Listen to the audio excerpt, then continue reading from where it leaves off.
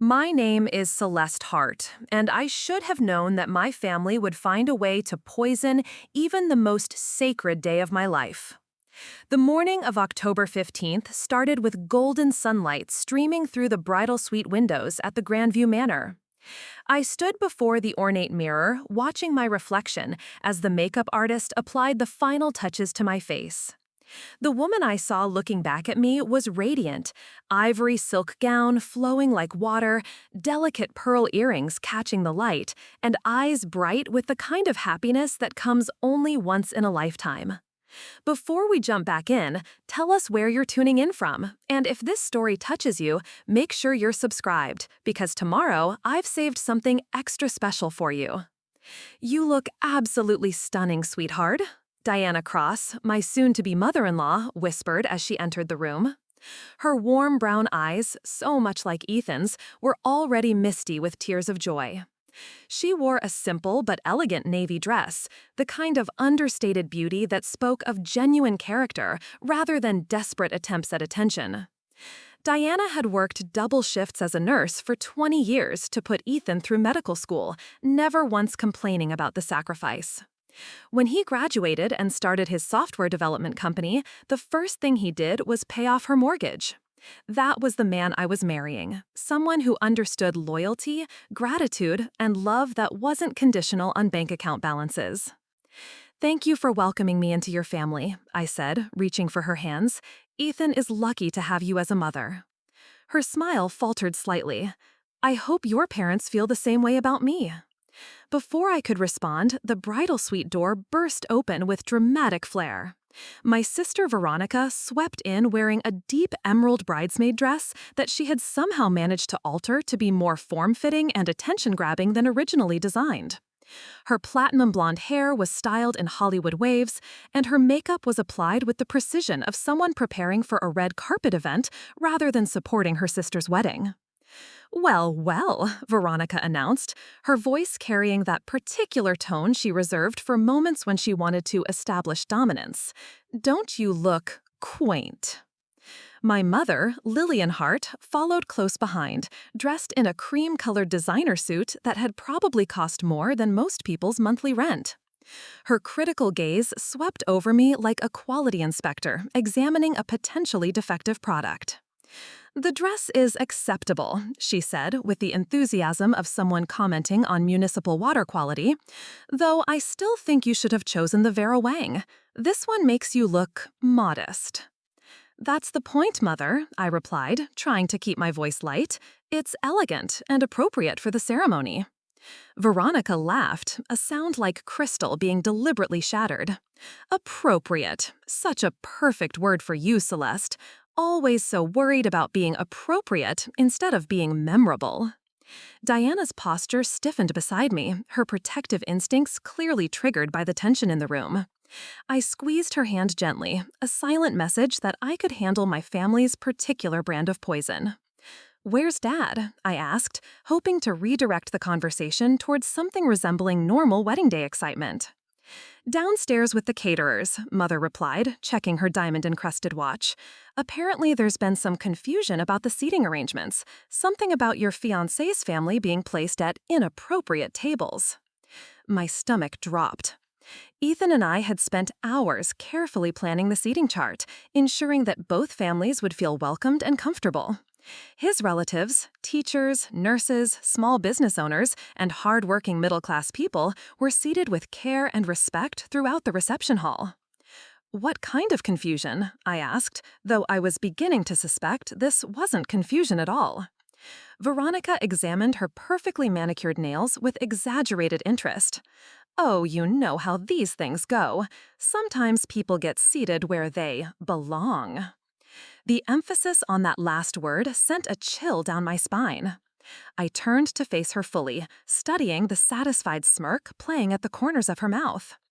"Veronica, what did you do?" "Me?" She pressed a hand to her chest in mock innocence. "I'm just the maid of honor, Celeste. I'm only trying to help make sure everything runs smoothly for your special day." But her eyes told a different story. They held the same gleeful malice I'd seen countless times throughout our childhood when she'd successfully manipulated a situation to her advantage. The same look she'd worn when she'd convinced our parents that I had broken Mother's antique vase, or when she'd stolen my acceptance letter to Columbia and hidden it so I'd miss the enrollment deadline. Diana must have sensed my distress because she stepped closer, her presence warm and reassuring. "I'm sure it's just a simple mix-up," she said diplomatically. "These things happen with large events." "Of course," Mother agreed, though her smile was sharp as a blade. "I'm sure the Mitchell family will understand that sometimes accommodations must be made for practical purposes." The way she said Mitchell family made it sound like she was referring to something unpleasant she'd found on her shoe. Diana's face flushed, but she maintained her composure with the kind of grace that comes from years of handling difficult situations in hospital emergency rooms. My heart began to race as the full scope of what might be happening started to dawn on me. This wasn't just my family's usual passive-aggressive commentary on my choices. This was something planned, something deliberate. "I need to go check on the arrangements," I said, starting toward the door. "Oh, don't worry about all those tedious details," Veronica said, stepping smoothly into my path.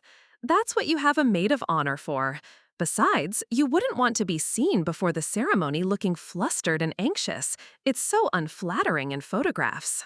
Her hand on my arm felt like a restraint rather than a gesture of support. Through the suite's window, I could see guests beginning to arrive in the garden below. Ethan's family members looking slightly bewildered as they were directed by uniformed staff, my family's friends arriving in luxury cars and immediately gravitating toward the bar. "Actually," I said, gently but firmly removing Veronica's hand from my arm, "I think I would like to see how everything looks before the ceremony begins." "Celeste," Mother's voice carried a warning tone I knew all too well. "A bride should maintain some mystery. Besides, your father has everything perfectly under control." That was exactly what I was afraid of. 20 minutes later, I stood at the edge of the garden reception area, my wedding dress hidden behind a service tent, watching in horror as the full scope of my family's sabotage revealed itself. Ethan's family, his mother Diana, his uncle Robert, who had driven 6 hours to be here, his childhood friend Marcus, who was serving as a groomsman, his cousin Sarah, who had flown in from Portland, were all seated at 2 tables in the far corner of the reception area. Not just any corner, but the spot directly next to the service entrance where catering staff would be constantly walking back and forth with dirty dishes and garbage bags. Meanwhile, my parents' friends and business associates occupied the prime tables closest to the head table, with full views of the garden's fountain centerpiece and the small stage where the band would perform. But the seating arrangement was only the beginning. I watched in growing disbelief as my father, Martin Hart, directed the catering staff to serve Ethan's family's meals on what appeared to be different plates from everyone else. Simple white ceramic instead of the elegant china we had selected for all guests. Their wine glasses were basic glass rather than the crystal being used at other tables. It was subtle enough that most guests wouldn't immediately notice, but obvious enough that Ethan's family would feel the intentional slight. They were being treated like second-class citizens at their own family member's wedding. "Ingenious, isn't it?" Veronica's voice came from directly behind me.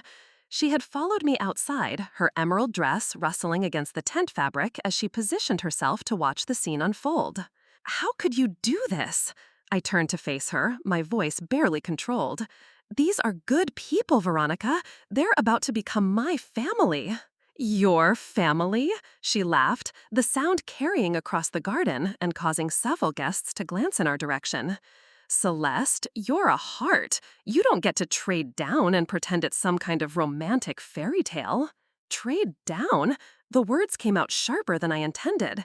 Ethan built his own company from nothing. He's successful, intelligent, and he drives a Honda, Veronica interrupted. "A 5-year-old Honda, Celeste. His mother is a nurse, his uncle works at a hardware store, his cousin Sarah, who had flown in from Portland." She ticked off each fact like she was listing symptoms of a contagious disease. "All honorable professions," I said, though my hands were trembling with anger. "All people who contribute something meaningful to the world." All people who don't belong at a Hart family wedding, she replied coolly. Look, I understand you're going through some kind of rebellious phase, trying to prove you're different from us. But today isn't just about you, Celeste. This wedding reflects on our entire family, our reputation, our standing in the community. Through the tent opening, I could see Diana Mitchell trying to make conversation with the woman seated next to her, one of Mother's book club friends who was responding with polite but distinctly cool acknowledgments. Uncle Robert was attempting to engage the gentle across from him in discussion about the beautiful garden, only to be met with barely concealed condescension. They knew they were being snubbed. How could they not? But they were handling it with dignity and grace, trying to make the best of a situation that had been deliberately designed to humiliate them. You're going to fix this, I told Veronica, my voice low but fierce, right now. You're going to have the seating changed, the proper place settings restored, and I'm going to do exactly nothing, she replied, examining her reflection in her phone's camera and adjusting her lipstick, except fulfill my duties as maid of honor, which include making sure this wedding represents the Hart family appropriately. Appropriately? My voice was rising now, and I had to consciously lower it to avoid creating more of a scene. What's appropriate about treating guests like they're beneath us? They are beneath us, Celeste. Her voice carried the casual certainty of someone stating an obvious fact. We're trying to save you from making a mistake that will follow you for the rest of your life. When you get tired of playing house with your little software developer, you'll thank us for maintaining some boundaries. The dismissive way she referred to Ethan, the man I loved, the man who had supported my dreams, who had spent hours listening to me talk about my work with environmental nonprofits, who had held me when I cried about feeling like an outsider in my own family, made something crystallize inside me. This wasn't just about different values or social climbing. This was cruelty, calculated, intentional cruelty, designed to hurt not just me, but the people I loved. And what if I don't get tired of him? I asked quietly. What if this marriage lasts 50 years? What if these people become a permanent part of my life? Veronica's smile was razor sharp.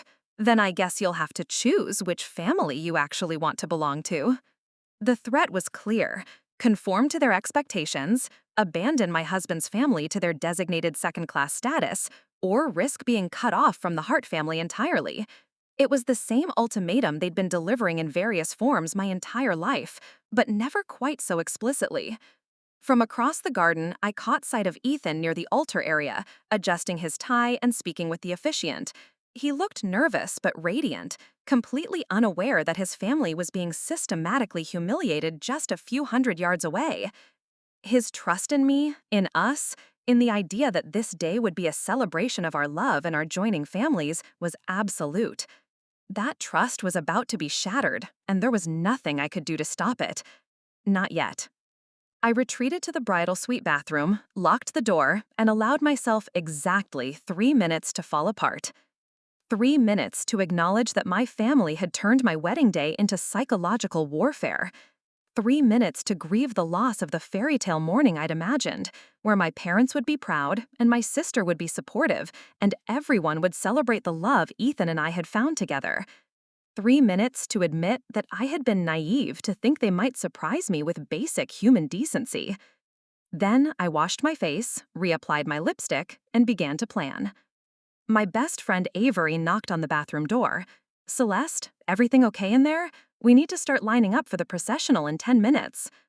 I opened the door to find Avery Grant studying me with the sharp attention of someone who had known me since kindergarten and could read my emotional state like a weather report. Her auburn hair was perfectly styled in the updo we'd chosen for all the bridesmaids, but her brown eyes were already narrowing with suspicion. What did they do? She asked without preamble. The seating arrangements, I said quietly, glancing toward the main suite where I could hear Mother and Veronica discussing some detail of their appearance. They've relegated Ethan's entire family to the worst tables, different plates, different glasses. They're treating them like hired help. Avery finished, her jaw tightening. Avery, I warned, though her fierce loyalty was exactly what I needed in that moment. No, Celeste. I'm done pretending your family's behavior is just quirky or old-fashioned or whatever excuse we usually make for them. She stepped fully into the bathroom and closed the door behind her. I sank onto the small velvet bench near the window, the full weight of the situation settling over me like a heavy blanket. I don't know what to do. The ceremony starts in less than an hour.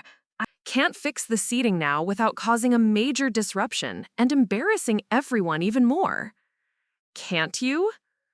Avery's voice held a note I recognized from our college days when she was formulating a plan that usually involved some form of justified revenge. Or won't you? What's that supposed to mean? It means you've spent your entire life managing their behavior, making excuses for them, trying to keep the peace. She knelt in front of me, her hands on my shoulders. What if, just once, you stopped protecting them from the consequences of their own actions? Through the bathroom window, I could see more guests arriving. Ethan's cousin Sarah was helping Diana navigate to their assigned table, both women maintaining bright smiles despite the obvious slight of their placement.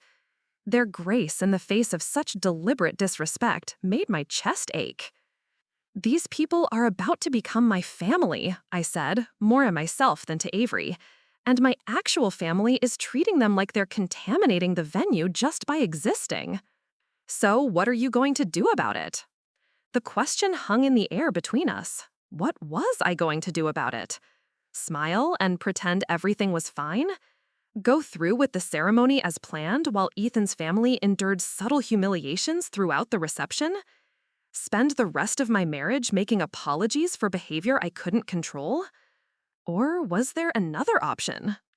Remember senior year, I said slowly, when Jennifer Morrison spread those rumors about you cheating on the SATs? Avery's smile was sharp as a blade. And you spent 2 weeks gathering evidence that she was the one actually cheating, then presented it to the Honor Council right before graduation. You told me then that sometimes the only way to stop a bully is to show them you're not afraid to fight back. I did say that. She was watching me carefully now, recognizing the shift in my tone. Are you finally ready to fight back, Celeste? I stood and walked to the bathroom mirror, studying my reflection again. But this time, I wasn't seeing the radiant bride from earlier that morning. I was seeing a woman who had spent 28 years accommodating, compromising, and enabling behavior that had just escalated to cruelty toward the people I loved most. They think they know me, I said quietly. They think I'll just accept whatever they do because I always have before, because I value family harmony more than my own dignity. And I turned to face Avery, feeling something shift inside me, like a lock clicking open. And they're about to learn they've been very wrong about who I actually am. The bride who had started this day hoping for acceptance and celebration was gone.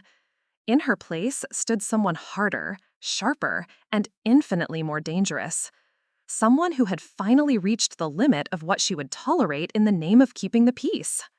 My family wanted to play games on my wedding day? Fine. But they had made one critical error in judgment. They had assumed I would play by their rules. They were about to discover just how wrong that assumption was. Avery, I said, my voice steady and cold, I'm going to need your help with something, and it's going to require us to be very, very clever about timing. Her grin was fierce and loyal. Whatever you need, it's about damn time. Outside, the wedding processional music began its first tentative notes as the musicians prepared for the ceremony. In a few minutes, I would walk down that aisle to marry the man I loved, surrounded by people who had just revealed exactly how little they respected that love. But what they didn't realize was that their sabotage had just awakened something in me that had been sleeping too long. The Hart family was about to learn that their quiet, accommodating daughter had inherited more than just their name. She had inherited their capacity for strategy, their attention to detail, and their absolute ruthlessness when it came to protecting what mattered most. The only difference was that I was going to use those skills for something they would never understand. Actual love instead of social positioning. The games were about to begin. And for the first time in my life, I intended to win. Preparing and narrating this story took us a lot of time. So if you are enjoying it, subscribe to our channel. It means a lot to us. Now, back to the story. The processional began with Pachelbel's cannon, but what should have been a moment of pure joy felt more like a strategic military advance. I stood at the back of the garden aisle, my arm linked through my father's, watching as my bridesmaids made their way toward the altar where Ethan waited. Avery walked with perfect poise, her bouquet held at precisely the right angle, but I caught the subtle nod she gave me as she passed the third row of seats. Phase 1 of our plan was already in motion. During those crucial 15 minutes in the bridal suite, we had crafted a simple but effective strategy.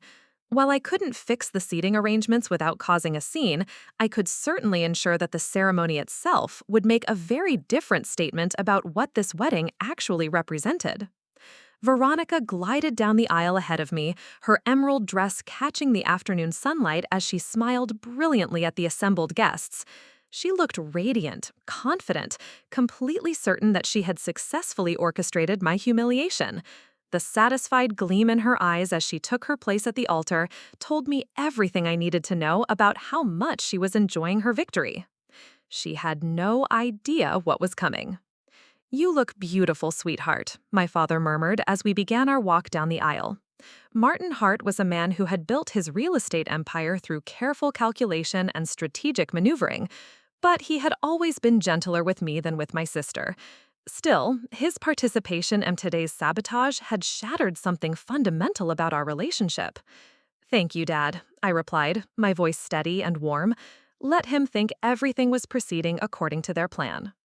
As we moved down the aisle, I caught sight of Diana Mitchell in the far corner, her face glowing with pride despite her banishment to the least desirable seating.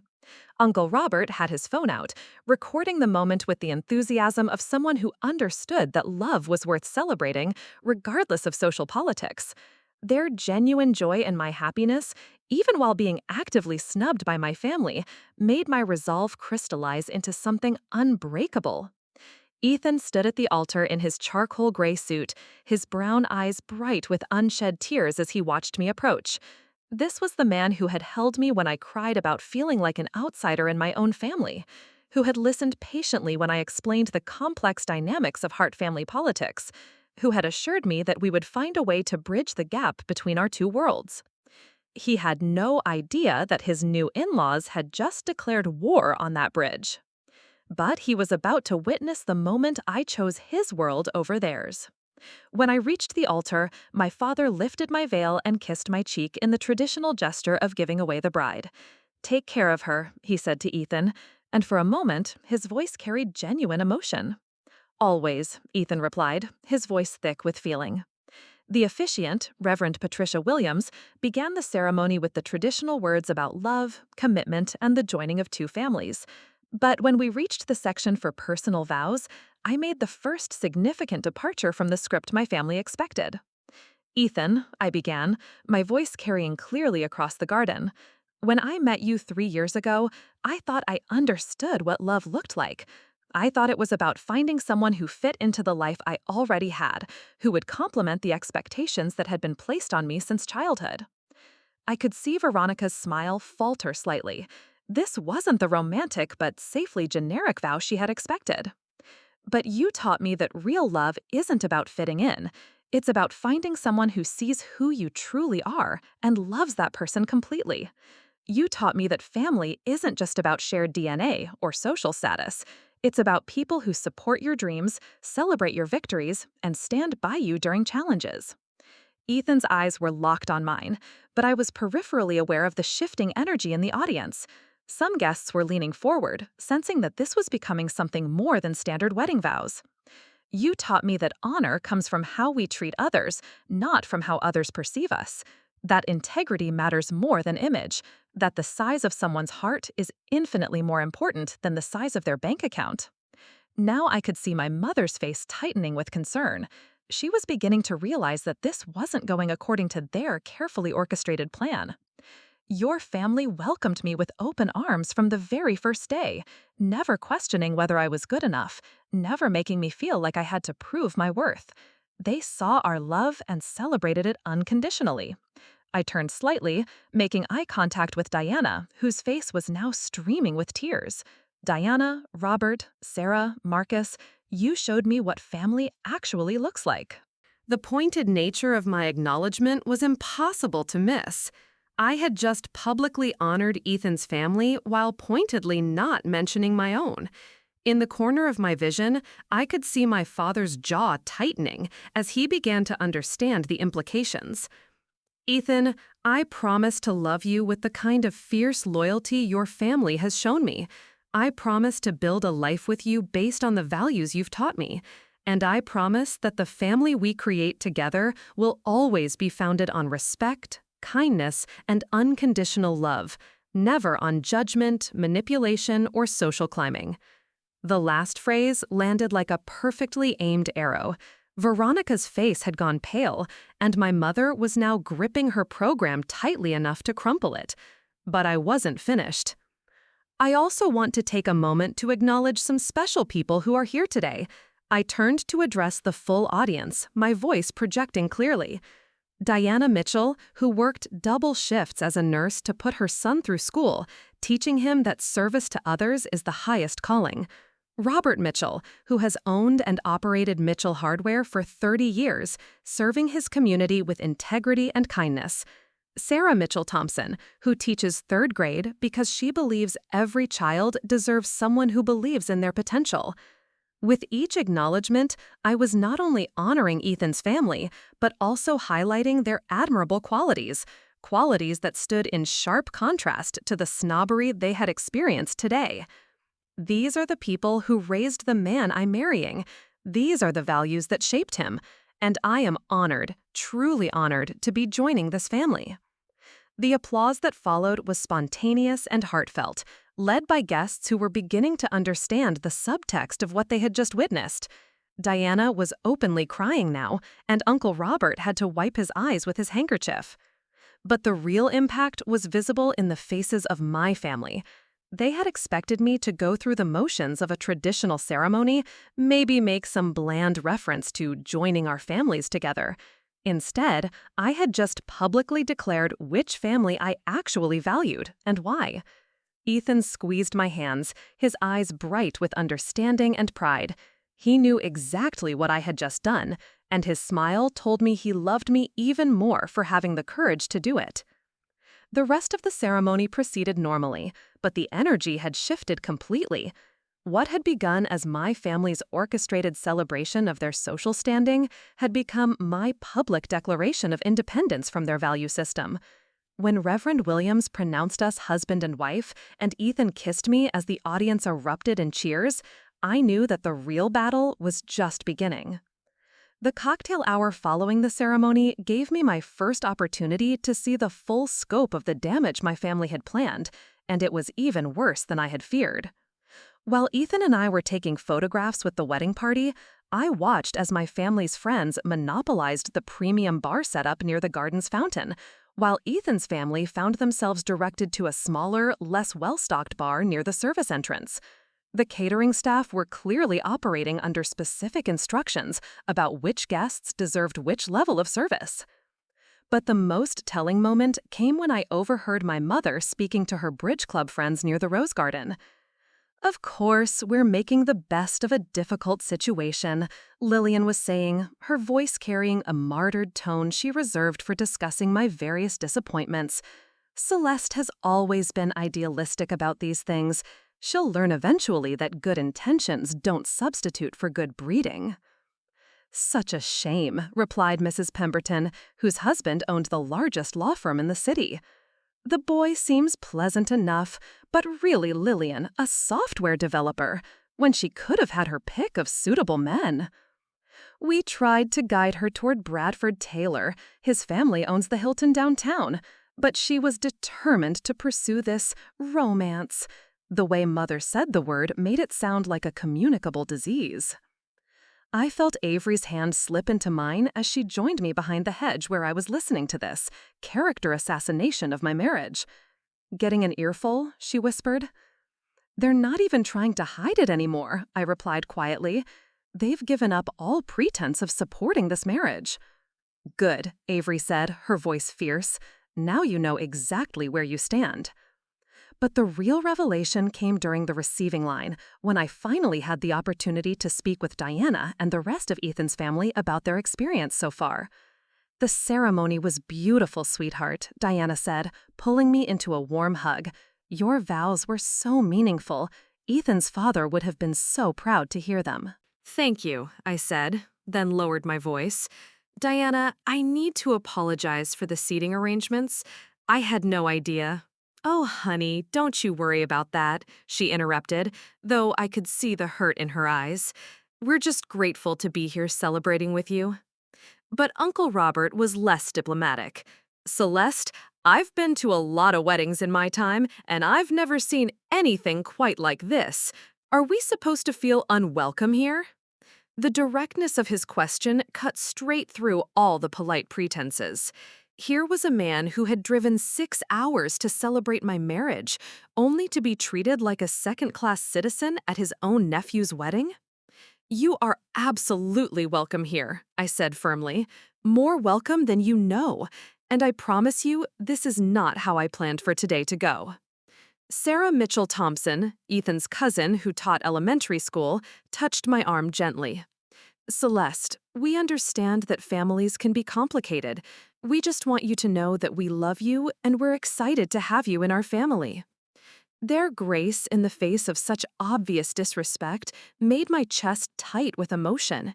These people, these good, honest, hard-working people, were being punished for the crime of loving me and welcoming me into their family. Meanwhile, across the reception area, I could see Veronica holding court near the head table, regaling my parents' friends with what appeared to be an animated story. Her laughter rang out across the garden, bright and performance perfect, as she basked in the attention that came from being the Hart daughter who had made the appropriate choices. The contrast was stark and deliberate. While Ethan's family was being systematically marginalized, my family was celebrating their own social superiority. But they had made one crucial miscalculation. They had assumed that I would be too embarrassed, too conflict-averse, too desperate for their approval to call them out publicly. They had counted on my lifelong pattern of choosing peace over confrontation, accommodation over authenticity. What they didn't realize was that getting married had changed something fundamental about my priorities. I was no longer just responsible for managing my own relationship with their toxicity. I was now responsible for protecting my husband and his family from it. And that changed everything. "Avery," I said quietly, "is everything ready for the toast portion of the reception?" Her smile was sharp as a blade. "Everything is exactly as you requested." Good. I looked across the garden at my family, still celebrating their successful manipulation of my wedding day, because it's time for phase 2. The moment came an hour into the reception, just as dinner was being served and the guests had settled into their assigned seats, the same seats that had been deliberately arranged to send a message about who belonged and who didn't. The band leader tapped his microphone and announced that the maid of honor would be giving the traditional toast. Veronica rose gracefully from her seat at the head table, champagne flute in hand, radiant smile perfectly in place. But I rose at the same time. "Actually," I said, my voice carrying clearly across the reception area, "I'd like to say a few words first, if that's all right." The surprise on Veronica's face was quickly masked by her practiced social smile, but I caught the flash of annoyance in her eyes. This wasn't part of the script she had planned. "Of course, sister dear," she said sweetly. "It's your day after all." I accepted a microphone from the band leader and took a moment to look around the reception area, making eye contact with guests from both families. The contrast in their treatment was even more obvious now. Ethan's family clustered in their corner with basic place settings, my family's friends sprawling across the prime real estate with crystal and fine china. "Thank you all for being here today to celebrate Ethan and me," I began, my voice warm but carrying an undertone that made several guests sit up straighter. When we were planning this wedding, we talked a lot about what we wanted this day to represent. We wanted it to be a celebration of love, of family, of the values that matter most to us. So far, this sounded like standard bride gratitude, but I could see Avery watching me intently from her seat, ready for what was coming next. We also talked about the importance of treating all our guests with equal respect and warmth, regardless of their background or social status, because we believe that a person's worth isn't measured by their bank account or their zip code, but by their character. Now the energy in the room was shifting. Some guests were beginning to sense that this wasn't going to be a typical thank you speech. Unfortunately, it seems that not everyone involved in planning today's celebration shared those values. The words landed like stones dropping into still water. Conversation stopped, silverware paused halfway to mouths.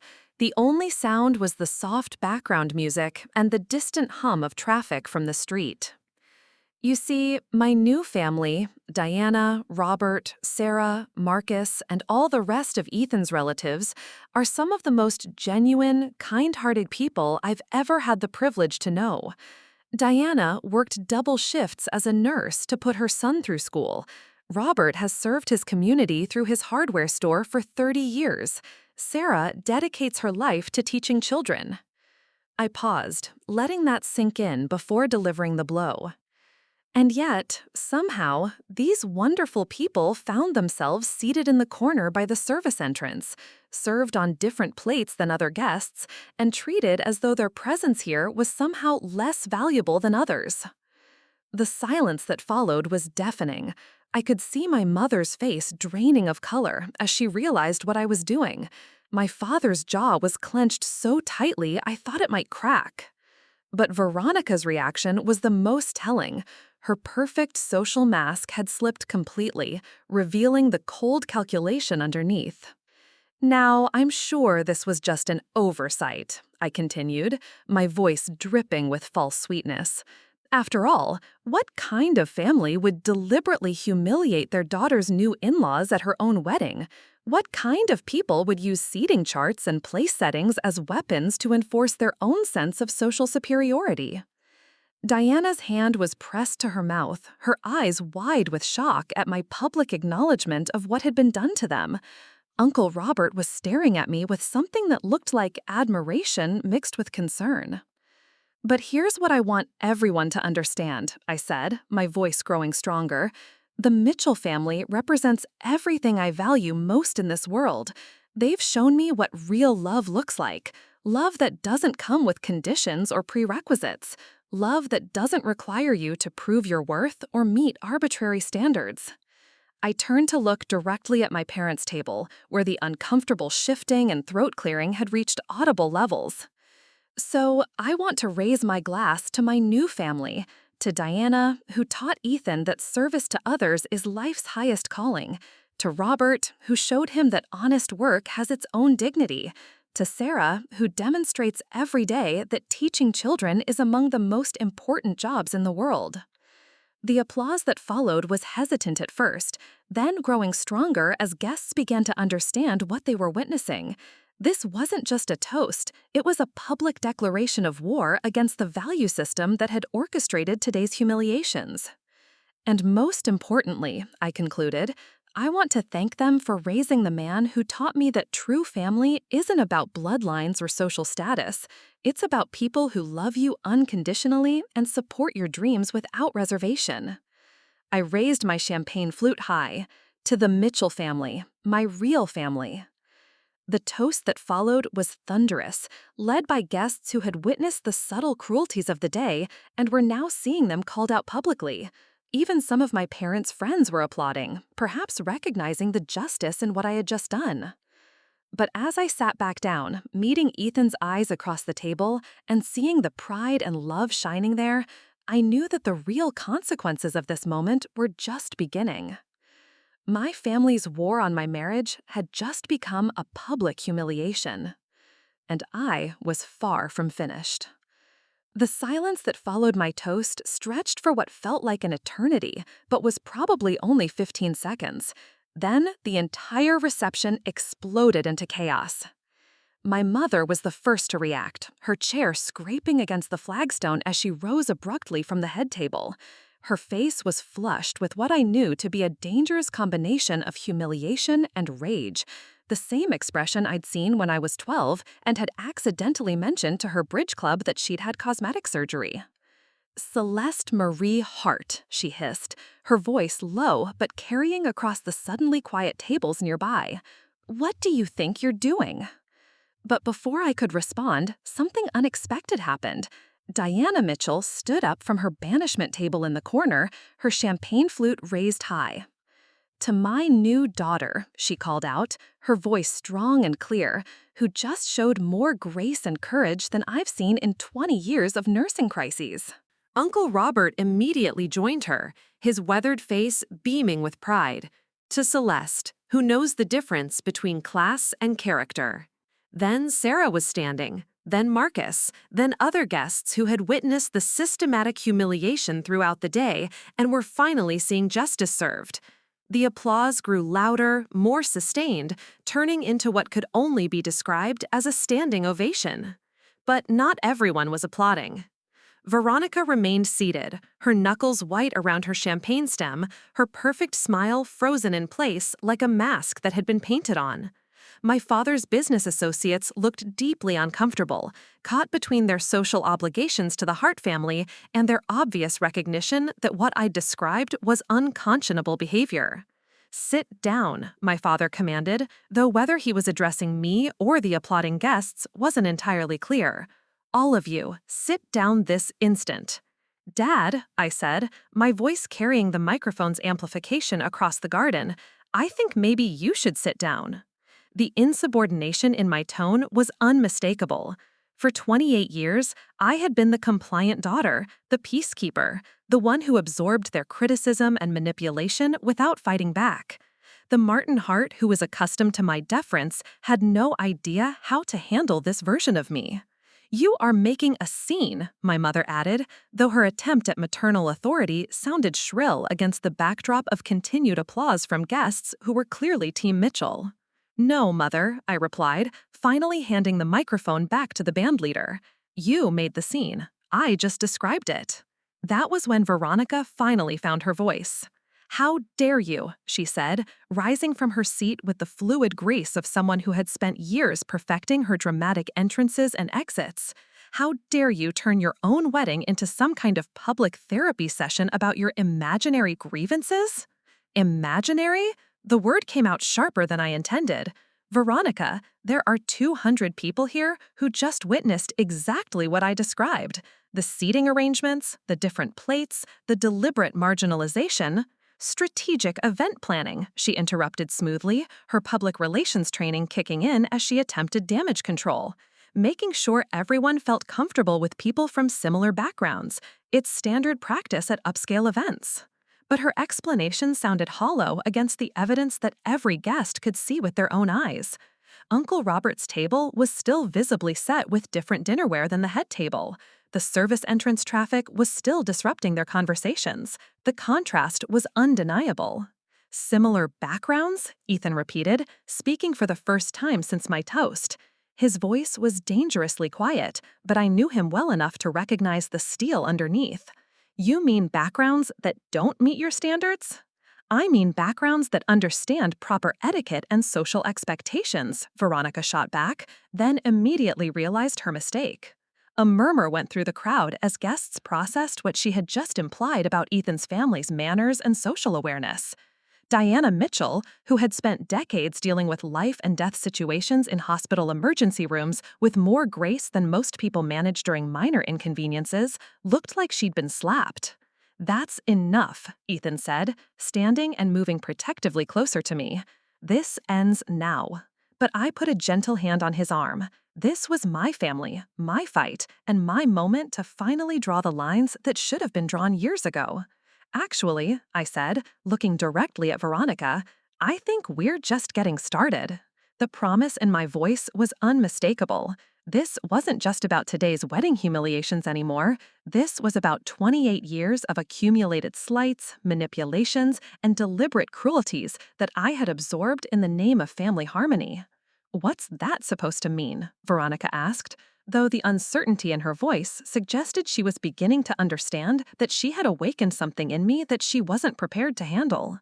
It means, I said calmly, that you've spent today showing me exactly who you really are, and I've spent today deciding what I'm going to do about it. The wedding reception continued around us, but the dynamic had fundamentally shifted. Guests were no longer paying attention to the band or the catered dinner. They were watching the Hart family civil war unfold in real time, sensing that this was about much more than seating arrangements and dinner plates. This was about power, control, and the moment when the designated family scapegoat finally refused to accept that role. I think, my father said, with the authoritative tone he used in business negotiations, this conversation should continue privately. Why? I asked. So you can gaslight me in private about what everyone here just witnessed in public? So you can convince me that standing up for my husband's family was somehow inappropriate? Because, my mother interjected, you're embarrassing yourself and everyone who cares about you.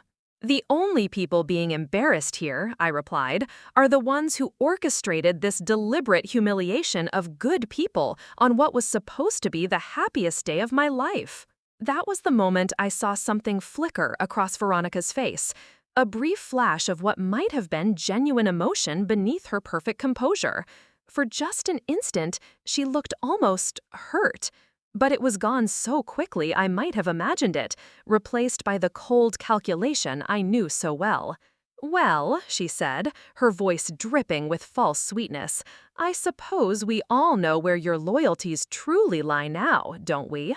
The threat was subtle but unmistakable. Choose them over us and face the consequences. Yes, I said simply, I suppose you do. 3 days after the wedding, I sat in the sunny breakfast nook of our honeymoon suite in Maui, reading the email that confirmed everything I had suspected about my family's capacity for vindictive retaliation. Ethan was on the lanai, his laptop balanced on his knees as he handled some urgent client issues that couldn't wait for our return. The sound of waves washing against the beach below should have been relaxing, but the message on my phone screen had my pulse racing with a familiar combination of rage and determination. The email was from my mother, sent to my work address at the Clearwater Environmental Foundation, where I served as Director of Legal Affairs. The subject line read, "Concerns about recent behavior. Celeste, your father and I have been discussing your performance at the wedding reception, and we feel it's important to address some concerns about your judgment and professional conduct. Several of our business associates who attended the reception have expressed surprise at your decision to publicly attack your own family. The Pemberton Foundation, which has been considering a substantial grant to Clearwater Environmental, specifically mentioned their concern about your stability and professionalism. We think it might be wise for you to consider whether your current position is the right fit for someone who clearly struggles with appropriate boundaries and emotional regulation.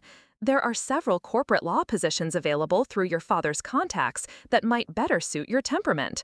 We're only thinking of your best interests, as always. Love, Mother." I read the message 3 times, each reading making the threats more explicit. They were going after my job, the work I was passionate about, the career I had built independently of their influence and money. The Pemberton Foundation grant they mentioned would fund our water conservation project for 3 years. Losing it would be devastating to our small nonprofit. But more than that, they were painting my public defense of Ethan's family as evidence of professional instability. They were trying to reframe my courage as weakness, my principles as emotional dysfunction. "Everything okay?" Ethan asked, noticing my expression as he joined me at the small table. I handed him my phone without comment. His face darkened as he read, his jaw tightening with the controlled anger I'd seen only a few times in our relationship. "They're threatening your job," he said, quietly. "They're trying to," I corrected. "There's a difference. Celeste, if they have influence with the Pemberton Foundation, then I'll deal with it." I took the phone back and set it face down on the table. But first, I think it's time you knew some things about my family that I've been protecting you from. For the next hour, sitting in paradise while storm clouds gathered in our real lives thousands of miles away, I told my new husband the complete truth about growing up as a Hart. I told him about the time Veronica had hidden my college acceptance letters, forcing me to defer admission for a year, about how my parents had forgotten to invite me to family gatherings when I was dating someone they disapproved of, about the systematic way they undermined my confidence throughout my childhood, always comparing me unfavorably to my sister, always finding ways to make me feel like the defective daughter who required constant improvement. I told him about the trust fund that had been set up for both Veronica and me by our grandparents, and how my parents had gained control of mine by convincing me to sign papers when I was 18 that I hadn't fully understood. Money I had assumed would help pay for law school had somehow been redirected into family investments that I never saw returns from. I told him about Veronica's pattern of sabotaging any relationship or opportunity that might give me independence from the family's control, how she had once seduced a boyfriend of mine purely to prove she could, then discarded him immediately after he broke up with me. "Jesus, Celeste," Ethan said when I finished, "why didn't you tell me any of this before?" "Because I was ashamed," I admitted, and because I kept thinking that maybe if I tried harder, if I was a better daughter, if I proved myself worthy enough, things would change. And now? I looked out at the Pacific, stretching endlessly toward the horizon, thinking about the deliberate cruelties of our wedding day and the email that had just threatened my livelihood. Now I understand that nothing I do will ever be good enough for them, because the problem isn't my behavior. The problem is that I refuse to be the person they want me to be. Ethan reached across the table and took my hands. "So what do we do?" "We," I said, squeezing his fingers, "don't do anything. This is my family, my fight. But I do something that I should have done years ago." "Which is?" I pulled out my laptop and opened a new email. "I declare war." The message I composed was addressed to my mother, with copies to my father and Veronica. It was brief, professional, and absolutely devastating. Mother, thank you for clarifying the consequences of standing up for my husband's family at our wedding reception. Your email confirms that my choice to publicly defend good people from deliberate humiliation was the right one. Since you seem concerned about my professional judgment, let me demonstrate some of it now. I will not be resigning from my position at Clearwater Environmental, nor will I be pursuing corporate law positions through Dad's contacts. I will, however, be forwarding your email to our family attorney to discuss the legal implications of attempting to interfere with someone's employment through threats and intimidation. I will also be conducting a thorough review of the financial documents I signed when I was 18, particularly those relating to my trust fund. I've retained independent legal counsel to examine whether those transactions were conducted with full disclosure and proper fiduciary responsibility. Finally, I want to be absolutely clear about boundaries going forward. Any attempt to sabotage my career, my marriage, or my relationships will be met with immediate and public consequences. I am no longer the compliant daughter who absorbs your manipulation in the name of family harmony. Consider this your only warning. Celeste Mitchell. I reread the message twice, making sure the tone was professional but the threat was unmistakable, then looked at Ethan. "What do you think?" His smile was fierce and proud. "I think they have no idea who they're dealing with." "Good," I said, and hit send. "Because they're about to find out." The response to my email came faster than I expected. Within 6 hours, my phone was buzzing with calls from my mother, my father, and 3 different numbers I recognized as Veronica's attempts to reach me. I ignored them all. But the text message that appeared while Ethan and I were having dinner at a beachside restaurant made me realize that my family's capacity for retaliation was even more extensive than I had imagined. The message was from my oldest friend, Jennifer Walsh, who worked as a features writer for the city's main newspaper. "Celeste, I need to talk to you ASAP. Someone just pitched me a story about your wedding drama. they're spinning it as environmental lawyer's mental breakdown embarrasses prominent family. I killed the story, but you need to know they're coming for you. Avery recorded them, I clarified. She suspected something like this might happen and came prepared. We have everything, Jen. Their planning conversations, their reactions during the ceremony, their attempts at damage control afterward. Celeste, this is going to be huge. Are you absolutely sure you want to do this? I looked out at the Pacific Ocean, thinking about the choice between the family I was born into and the family I was building with Ethan, thinking about Diana Mitchell's grace under pressure, Uncle Robert's dignity in the face of deliberate disrespect, and the way my new family had welcomed me without conditions or prerequisites. I've never been more sure of anything in my life, I said. They wanted to play hardball? Let's play hardball. The story would run in 3 days, giving Jennifer time to fact-check every detail and contact additional sources. By the time Ethan and I returned from our honeymoon, the entire city would know the truth about Veronica Hart's fraudulent charity operations and the family that had enabled them. But more importantly, they would know the truth about what had really happened at that wedding reception, and why sometimes the most loving thing you can do is refuse to enable toxic behavior any longer. My family's war on my marriage was about to become their complete destruction. And for the first time in my life, I felt absolutely no guilt about the consequences they had brought upon themselves.